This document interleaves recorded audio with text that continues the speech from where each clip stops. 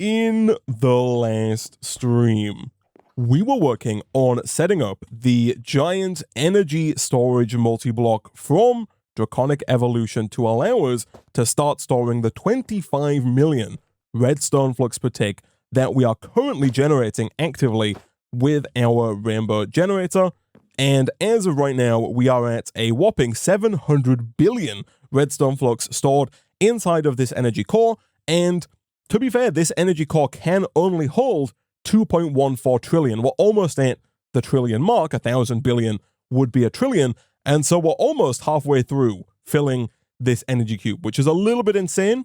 Later on, we could look at either making a second one of these to go here, mostly just for symmetry, but we could also look at some point at upgrading this to the tier 8 version of the energy storage sphere, at which point we would be able to hold an infinite amount of redstone flux. Not that I really think that's going to be necessary. I think 2.14 trillion redstone flux is probably going to be enough to get us through to the end of the pack, but we could do it if we wanted to just for science. Speaking of which, one of the first things I'm going to do right at the start of today's episode is just fix this right here. It's been annoying me for a little while, and now it's fixed. Also, this little power pod up here doesn't need to be here anymore. Let me go ahead and break that and break its associated solar panel as well. Just a tiny little bit of housekeeping to make things look a little bit nicer.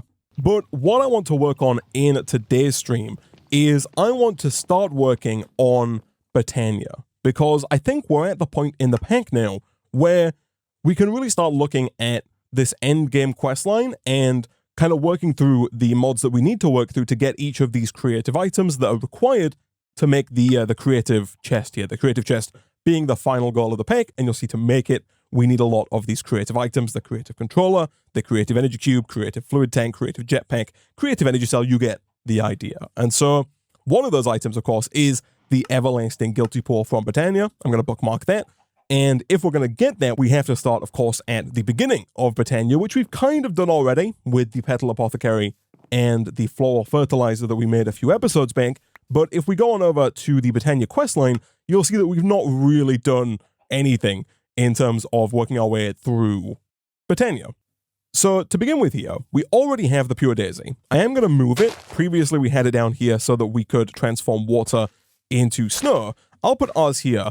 I don't know if the Pure Daisy has an EMC value. It totally does, which actually is going to make our lives a whole heck of a lot easier. Also, in the last episode, we did make the transmutation tablet, and so I do need to bear in mind that I no longer have to fly back to my refined storage system in order to actually transmute things. Now we can just do it from our inventory and get ourselves a stack of Pure Daisies. The reason why I want so many of these is kind of just to save us time. I think we're going to need a lot of living rock, and we're going to need a lot of living wood to get through Botania. And so what I am going to do right out of the gate here is I'm going to move this Petal Apothecary, and I'm going to place down just a bunch of these Pure Daisies. Now, what is the optimal way for me to do this? I'm going to put a bunch of them down, and I think we can potentially use our copy-paste gadget to just kind of paste down a ton of stone or a ton of wood, and kind of just do that on repeat until we have a few stacks of living rock and living wood, at which point we can then just get started and we don't have to keep coming back and crafting more and more living rock and living wood every time we need it. So I'm going to set this back to copy mode, and I'm going to put down a bunch of Pure Daisies, maybe all the way up to the edge here, because we can put stuff around like this. Although actually, if I do that, I am going to transform my dark oak logs there into living wood, which is not really what I'm after. So instead, let's do this. It's not particularly helpful that this platform is an even number wide, because here is the next correct place to put this. And then I guess we'll put this one here like that. It's not perfect, but I think it will do the trick. So we'll do this, we'll do this, we will do this, and then we'll just do something like this, this, and this. Perfect. So now what we can do is we can grab a bunch of stone, again, from our transmutation tablet. And we'll make sure this is in copy mode, because we do have a small window of time to actually do the copying before everything gets transformed. So what I'm going to do is I'm going to place down all of this stone around all of these Pure Daisies. And then we're going to try and basically copy all of it before...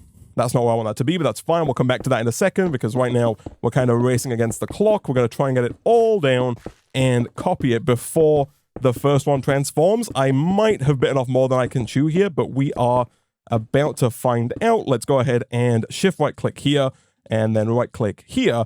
And that should be copied. If I go to paste and I go to materials list, yeah, this is all completely fine.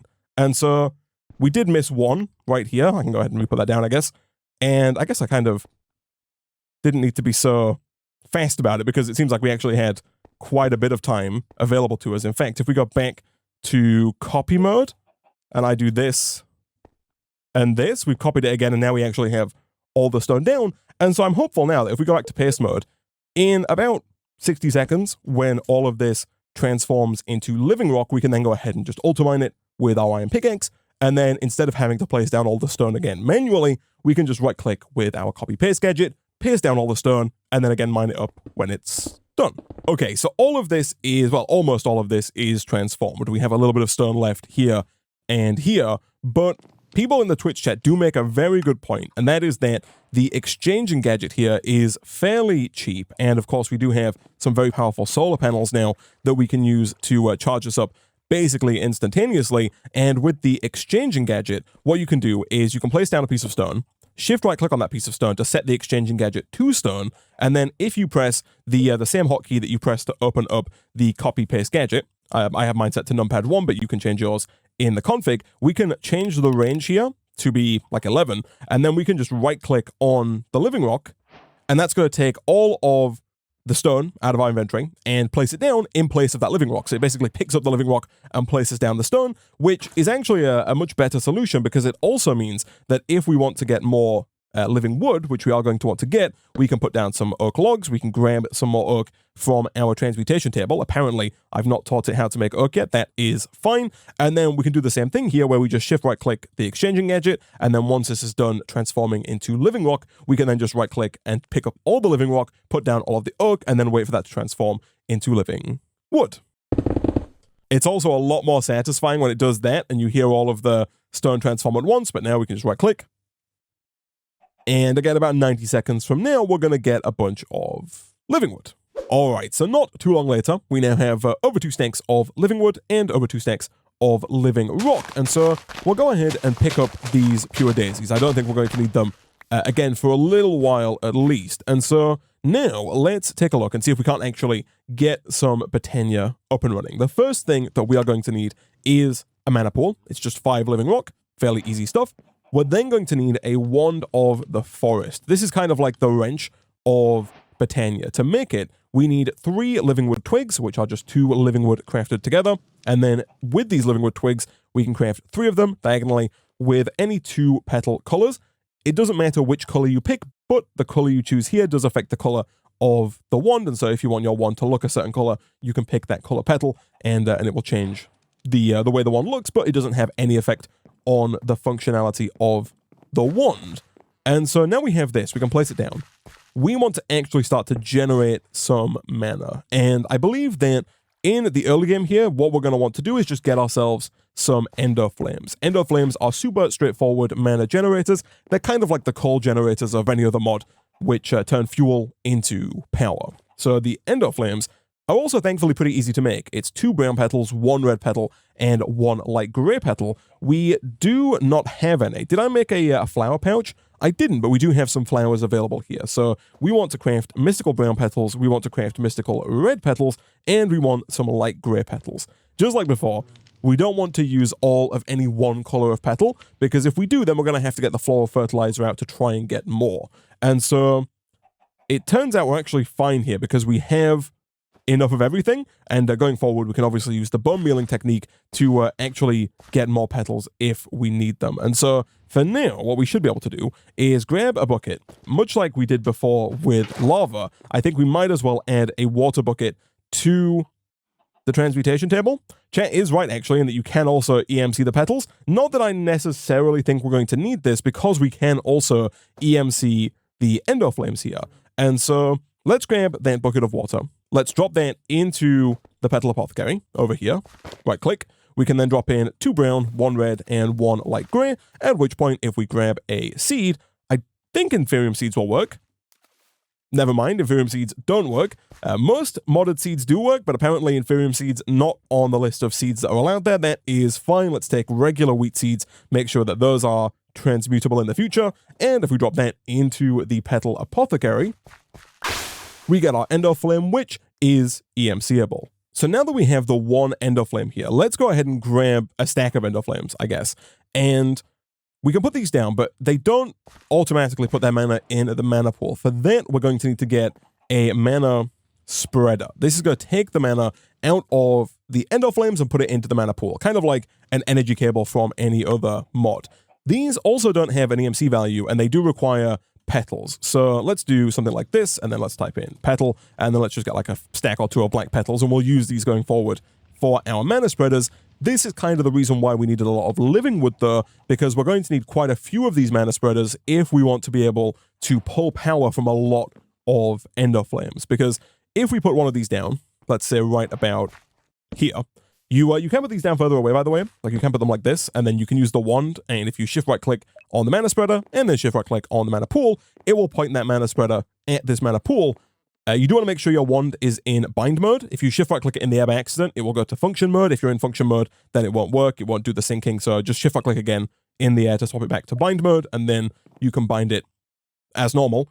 But the further away that the mana spreader is from the mana pool, the more mana that you lose along the way. And so it's not a massive amount, but the optimal setup is to have the mana spreader right next to the mana pool, like this. And of course, if it's not pointing at it, you can do this and this. Fantastic.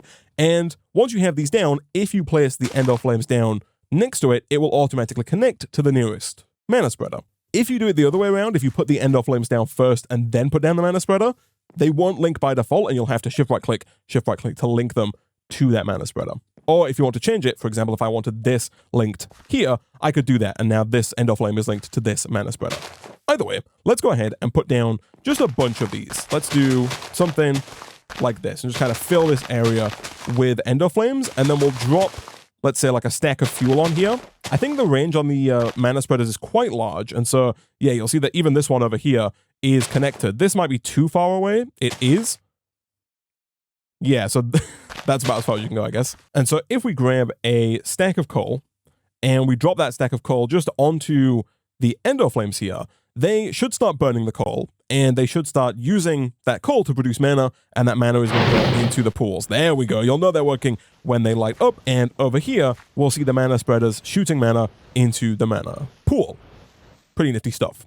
So the whole idea of the mana here, and for some reason the quest did not see me actually make the mana pool. That's fine. We can make a second one here. We are going to need a ton of them if we're going to make the everlasting guilty pool. There's a lot of just empty mana pools that are required. But the idea now is that we're going to work towards this runic altar, and this is going to allow us to make all of these runes, which are not only useful for the time in a bottle, which is nifty in and of itself, and in this pack does require botania, but I think that sooner rather than later we are going to want to upgrade to a better source of mana. While we could just put down a ton of endo flames and use those exclusively for mana production going forward, I think we're going to make more mana, and it's just going to be more interesting if we work with some different flowers. Specifically, I'm thinking of working with the Kekimura's flower, this one right here. This is a flower from Botania that consumes cake and uses that consumed cake to produce mana. But in order to make it, we need a rune of gluttony, which, as with all of the other runes from Botania, is made using the runic altar. So to make the runic altar, we need 5 living rock and then either a mana diamond or a mana pearl. You can get a mana diamond or a mana pearl by dropping either a diamond or an ender pearl into a mana pool that has enough mana in it. Over here, if you see that little green tick in the middle, that means you do have enough mana for the transaction, and we now have what we need in order to make our runic altar. Now that we have the runic altar here, we do need to place it down somewhere, and I've not really left myself a ton of space here to make that happen. So what I might do, real quick, let's have a look here. So the mana spreaders are doing just fine at the minute, like they're keeping up with all the mana generated by the endo flames. You'll see the mana bar kind of fills up and then empties out. If your mana spreader is full of mana, that usually means you've got too many endo flames connected to it, and you would need a second or third or fourth mana spreader in order to keep up. Because if you bind too many to one spreader, the spreader can only move so much mana at once. But I think what we'll do here, potentially, is we will go ahead and just kind of re-shimmy this a little bit so that we can place a spreader, let's say here, and I'm going to put another spreader here, but this spreader is one that I'm going to use to move mana into the runic altar. We'll put the runic altar, let's say right about there. And then let me move some of these ender flames here. We'll put those down around the spreader, and we'll make sure that a lot of these ender flames are connected to this spreader here, and we'll make sure that basically none of them are connected to this spreader here.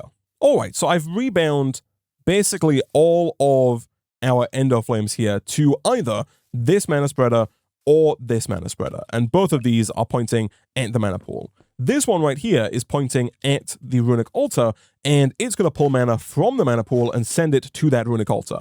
We do want to make sure that we keep up with the fuel on these ender flames, so we'll keep dropping some coal down like that. But now we can actually make runes using this runic altar. So let's head on back over here and let's see if we don't have what it takes to make some of these runes. The first one on the list. Ooh, these are actually expensive runes. These are the ones required to make the time in a bottle. I will bookmark that, and we are going to have to make these runes. But there are, I think, 5, maybe 6 kind of basic runes that we're going to have to make first. Those are the rune of water, the rune of fire, the rune of earth, the rune of air, and the rune of mana. Once we have these, we can then look at making these runes, because a lot of these runes require those previous runes. You'll see here the rune of summer requires a rune of earth and a rune of air as well. And so we have to make these runes first, and then we can use these runes to make some of the later runes. Each one of these has a fairly similar recipe. They all require a mana steel and a mana powder. Mana steel, super easy. It is just iron dropped in the mana pool, just like we did with the diamond earlier. And then mana powder is also super easy. It is just some kind of powder. There are a bunch you can use. You can use redstone, glowstone, or gunpowder. Maybe another one as well, but all of those work for making mana powder. And so if we do 1, 2, 3, 4, 5, 6, and 1, 2, 3, 4, 5, 6, that's almost everything. The rune of mana does require 5 of these mana steel ingots, and so I will make 1, 2, 3, 4 more of those. And in fact, the rune of mana is probably the easiest one for us to make. It is just simply 5 mana steel with 1 mana pearl. And so if we take an ender pearl and we drop that in over here, we now have everything we need to make the rune of mana. The way it works, we right click on the runic altar, all of the items required, so 1, 2, 3, 4, and 5 mana steel, and then this mana spreader is going to begin moving mana from the mana pool over and into the runic altar. Now on the right there, next to the arrow, you'll see that that rune is slowly filling up green. Once the rune is fully green, we then just need to drop on a piece of living rock and right click with our rune of the forest, at which point we should get a rune of mana. Here we go. Boom. And boom. And we got the rune of mana. Nice. So now we need to do the same for these other runes here. The rune of air requires a string, a carpet, and a feather. Did we teach feathers? We did not. That is fine. We do have feathers here. I do want to make sure that we teach that because we don't have many chickens left around these parts. And so we'll take the feather. As for string, we should have a ton of it. We do. We'll use some of that to make some white wool, and we can use that white wool to make some carpet. Nice. And that should be basically everything we need here. So it's 1 feather, 1 carpet, 1 string, 1 mana steel, and 1 mana powder. We'll leave that going over there. We can drop the rest of those back into the transmutation tablet for now. And then while that's cooking up, let's have a look at the rune of earth. This requires a stone. Any stone will do, with coal and a mushroom. So I do remember getting mushrooms. Apparently, again, we have not yet taught mushrooms to our transmutation table. That is fine. We'll do this. Stone, I know we've taught, and we already have. Fantastic. We can put the rest away for now. And then coal, we obviously have in abundance. I'll take 1 block of coal from there. And as soon as this craft over here is done, which is probably going to be any second now, boom and boom, we can then drop on 1, 2, 3, 4, 5. And again, while that is doing its thing, let's have a look at the rune of fire. This one requires nether wart, gunpowder, and nether brick. So we did have the little ticks showing us that nether wart has been taught and that gunpowder has also been taught. The only thing we don't have is nether brick, but nether rack has been taught. And of course, we can go and just use our super fast supremium furnace that is going to get us the nether brick that we need. And of course, just for the sake of future Isaac, we can do something like this, and that is that done as well. And so that's basically the idea behind making these runes. You drop the required ingredients on, and then you just right-click to get the rune itself. The good news is that for every rune apart from the rune of mana, you do get 2 runes per craft instead of 1. It's only the rune of mana that only gives you the 1 rune. The last one here is water, and it requires a fishing rod, a sugarcane, and a bone meal. Again, all super easy stuff. Fishing rod, very straightforward. Sugarcane we should have ever since we tore down our extremely tall sugarcane previously. And then bone meal is transmutable, but we also have some available, so we might as well use it. Over here, this is done. Boom and boom. And then finally, we'll do 1, 2, 3, 4, and 5. So now that we have all of these kind of basic runes from Botania, we can look at making some of the more advanced runes. For example, if we want to make the Kekimurus, we need a bunch of petals, easy enough. We need a pixie dust, we'll come back to that in a second, and we need a rune of gluttony. The rune of gluttony here is made with 2 mana diamonds, 1 rune of fire, and 1 rune of winter. The rune of winter is the next rune we're going to make. This one requires a rune of water, a rune of earth, 1 cake, 1 wool, and 2 snow blocks. So, we did make snow previously, and we do have snowballs left over here. So if we grab 8 of those, that should allow us to make 2 blocks of snow, which I will save for future usage. And then I don't know if we've saved wool either. We haven't, but again, we have string in abundance. We should add both string and wool to the transmutation tablet just to make sure that, of course, we can use it in the future. There we go. The wool is all we need here. Cakes, I think we did teach. We didn't. That is very unfortunate. I know we made a cake because we needed it for the end cake here, but by the looks of it, I did not save it. That might be fine. I did annoyingly just kill a cow. Do we have another spare cow on the platform here?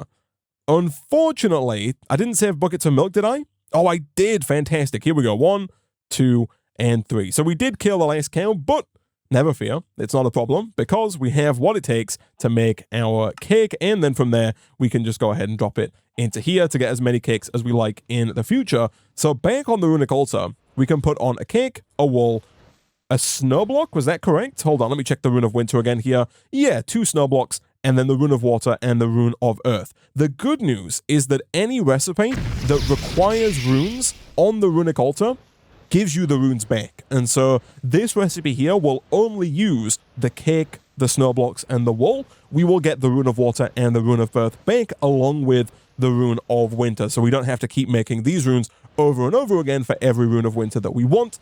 Now, if we want to make the Kekimurus, the only thing standing in our way is pixie dust. And pixie dust is a little tricky because it requires an elven gateway in order to craft. So let's do this. That gets us our Rune of Winter, and you'll see that we do still have 2 Rune of Earth and Rune of Water because we got both of those back.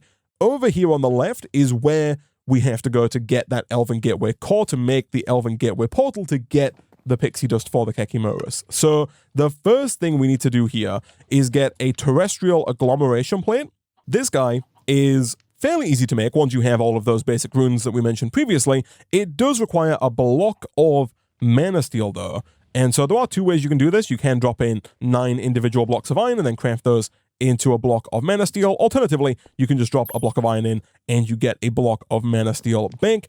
And once we have that, we just need 3 blocks of lapis, which is almost easy enough, but as per usual, lapis is one of those things that we just seem to not have enough of in the system. I'm going to take a few stacks and dump those in just for future Isaac's sake. And then if we craft that last block of lapis again, we should then have what it takes to make the terrestrial agglomeration plate.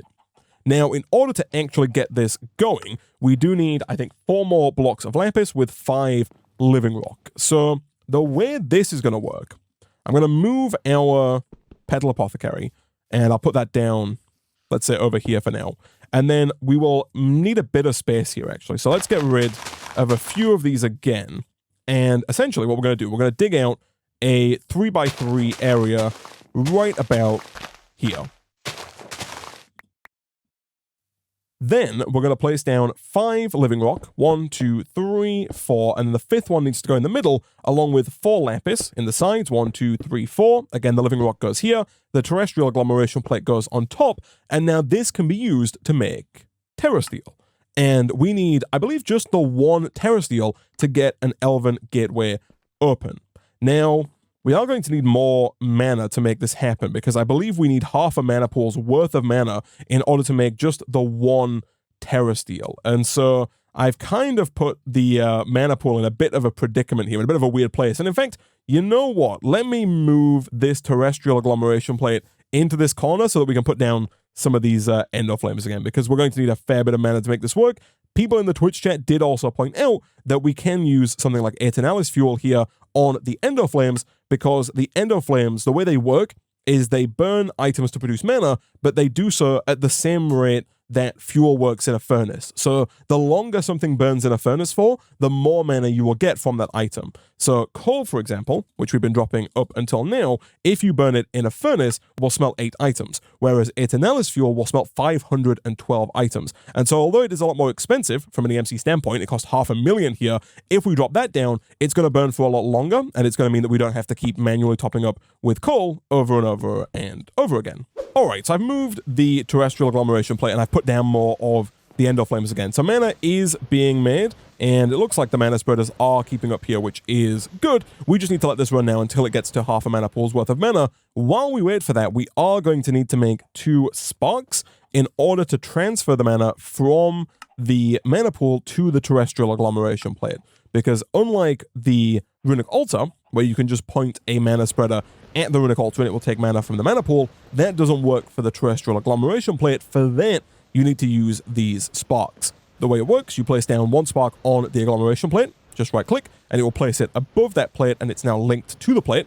And then over here, we can place down another one on the mana pool. Again, it goes above the mana pool, and now it's linked. And now, whenever the terrestrial agglomeration plate needs to use mana, it will pull that mana from this mana pool. Again, while we wait for this to fill up, we can get the items required to make the Terra Steel. So as we can see in JEI here, to make the Terra Steel happen, we need 1 mana steel ingot, 1 mana diamond, and 1 mana pearl. The mana steel ingot we have, the mana diamond we do not have, but again we can get. Unfortunately, none of this does have an EMC value, and so we are going to have to keep making the mana diamonds and the mana pearls as we go. Thankfully though, they are not too expensive, and they're not really going to put that much of a dent in how long it takes us to get to half a mana pool's worth of mana. We are getting there fairly quickly actually, and it does look in here like it needs a full mana pool. This is a little bit deceiving though, because this bar relates to the diluted mana pool, which is this one right here. The diluted mana pool can hold half as much as a regular mana pool, and so it does require a full diluted mana pool to make the Terra Steel, not a full regular mana pool. This mana pool here, it only requires half a mana pool for that to work. Okay, so we're almost there on this half mana pool worth of mana. I haven't had to add any more fuel to these ender flames. The Aeternalis fuel has been doing a pretty good job. I did pick up like the remainder of the Aeternalis fuel, because otherwise this was just going to despawn, because these do burn for a very long time with just the 1 Aeternalis fuel. But down here, what I've done is I did use my Silk Touch pick here to pick up a piece of grace. I added that to the transmutation tablet, and I have transformed one of the platforms down here to a grace platform, because I think this is where we're going to put our Elven Gateway portal, and I think going forward this might also be where we set up our mana generation using the cake flower as well, because we don't really have that much space up here, and the fact that this is an even like width and depth platform is making it a lot difficult to get stuff done. Either way, we do have over half a mana pool worth of mana, and so all you have to do is drop 1 mana diamond, 1 mana pearl, and 1 mana steel onto the terrestrial agglomeration plate, at which point you'll see these blue orbs appear, and they are going to slowly but surely move in and out, becoming greener and greener as they do. And once it is done, we should see not much mana left in the mana pool, but we should see this over here transform into 1 Terra Steel. And there we go. There is our Terra Steel. Nice.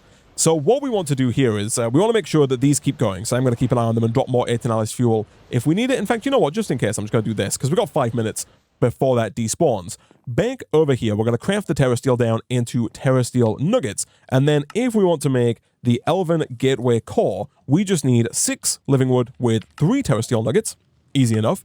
And then to actually make the portal itself, we're also going to need some of these Natura pylons. For that, we need some mana pylons, and so we need 2 of these, by the way, which means we need 2 mana diamonds and 4 mana steel, so we'll take 2 more diamonds, and I'm going to take just another block of iron and get another block of mana steel, because I think that's going to be easier. Let's do this, let's do this, and that should be basically everything for the mana pylons. Again, we want to make sure we have 2 of those, and then to upgrade those to the Natura pylons, we need 2 Eyes of Ender, which again I think we might have, along with a total of 6 Terra Steel nuggets, which is exactly the amount that we have left from the terrasteel ingot that we made.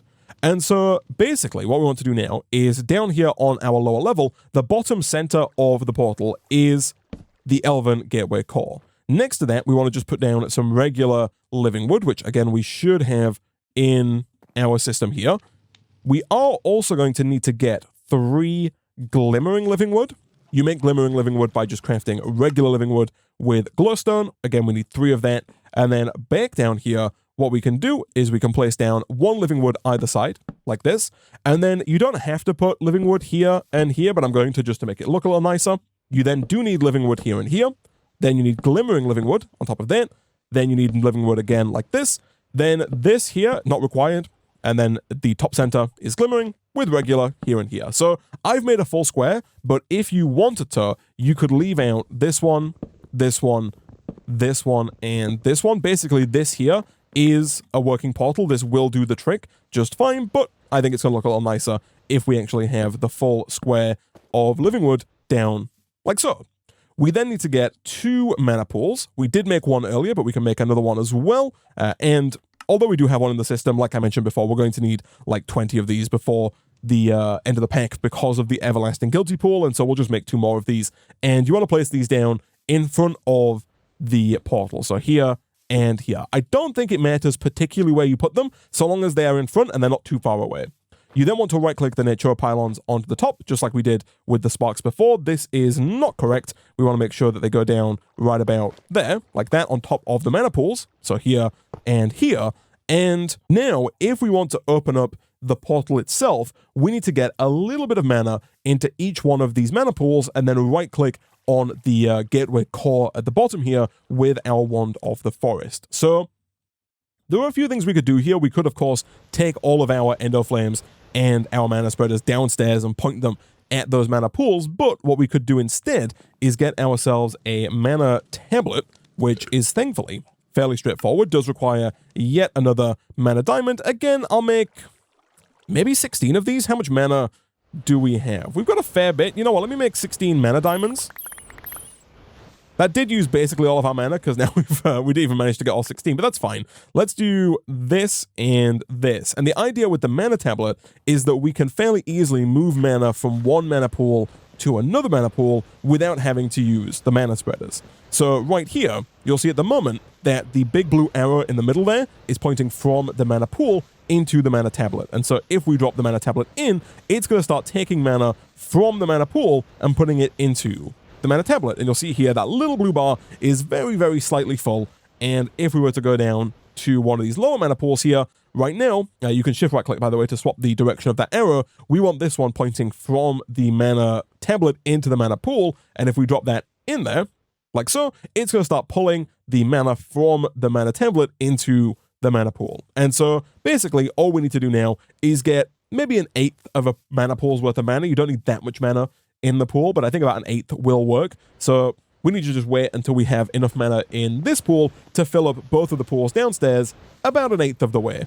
So I'm not exactly sure on the specific amount of mana required to open this portal. We have a little bit in each pool here. I think this might be enough though. If we right click on the core, we'll find out it is enough. Look at that. Nice. Okay, cool. So it looks like we had maybe just enough. There's a tiny little sliver of mana left in the mana pool there, but as I mentioned earlier, it really doesn't take that much mana to get this open. And now it does actually make our ball disappear. That is true. The ball is still there, but it disappears behind the portal here. But now, if we want to make the pixie dust required for the Kakimurus, we just need a mana pearl, and we drop that mana pearl through the portal itself. So let me grab an ender pearl or 2 out of here, and let's quickly drop that, I guess, into this mana pool. That'll do. And then we throw this through, and the portal should throw back some pixie dust. It did. Nice. Cool. So we'll take that pixie dust, and we'll place it up on the runic altar, like that. And then, other than that, we just need the Rune of Gluttony, which we haven't made yet, actually. Let me take that back. We made the Rune of Winter. The Rune of Gluttony, I believe, was the Rune of Fire with the Rune of Winter, and then 2 mana diamonds. So in here, do we have 2 mana diamonds? We do, because we tried to make 16 a few minutes ago. Let's do a quick 1, 2. That's going to get us the Rune of Gluttony. And then once that's done, we should have what it takes to make the Kakimurus. And once we have that Kakimurus, we should then be able to start making power with cakes. Boom, and boom, there is our Rune of Gluttony. Let's drop that down with the pixie dust, like so. And then the only other things we need here are 2 brown, 2 white, and 2 orange petals. Cool. So brown, I'm pretty sure we have in our tablet. White and orange, though, I don't think we do. White we can take, we have it. And then orange, we don't have in petal form, but we do have in flower form, which we can craft into petal form. Let's do this and this just to be safe for the future. And then back over here, let's do 2 orange, 2 white, and then let's quickly also grab 2 brown. And I think, chat, that is everything.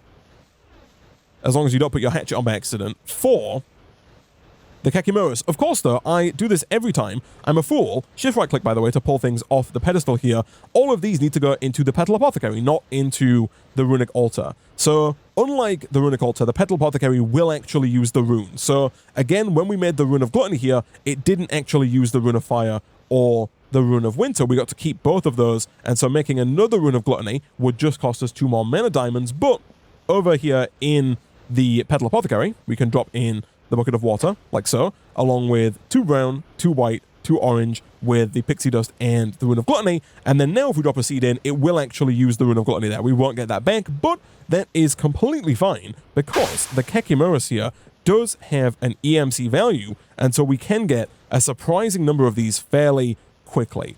Now, one other thing we can do here, actually, is we can look at getting floating flowers as well. The way you make a floating flower is by crafting a glimmering basic flower, and by basic flower I mean any of the flowers from Botania. So like if we go and type in flower into JEI here, we have a mystical cyan flower. Let's put that in our transmutation table, just so we can get more if we want it, and to make that glimmering, I'm fairly certain, much like with the glimmering wood earlier in the episode, we just craft it with glowstone, 2 glowstone. There we go. That gets us a glimmering cyan flower. Again, we'll have that ready to transmute in the future. And then if we craft that with a pasture seed and a dirt, we get a floating, in our case, cyan flower.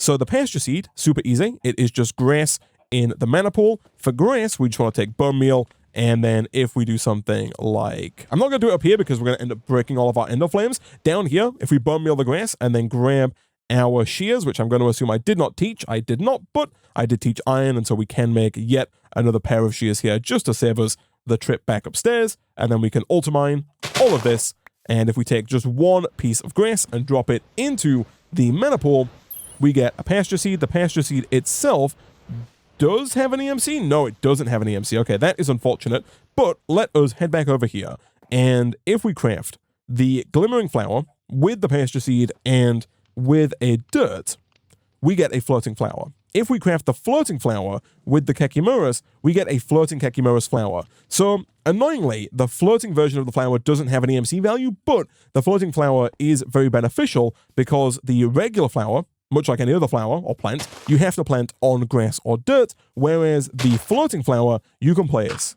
anywhere, which gives us a lot more verticality in how we build our mana generation using this Kakimurus. And so, basically, the idea with this, as I mentioned before, is that you can put the flower down, like so, and then if you place a cake down within its radius, it should consume that cake and produce mana.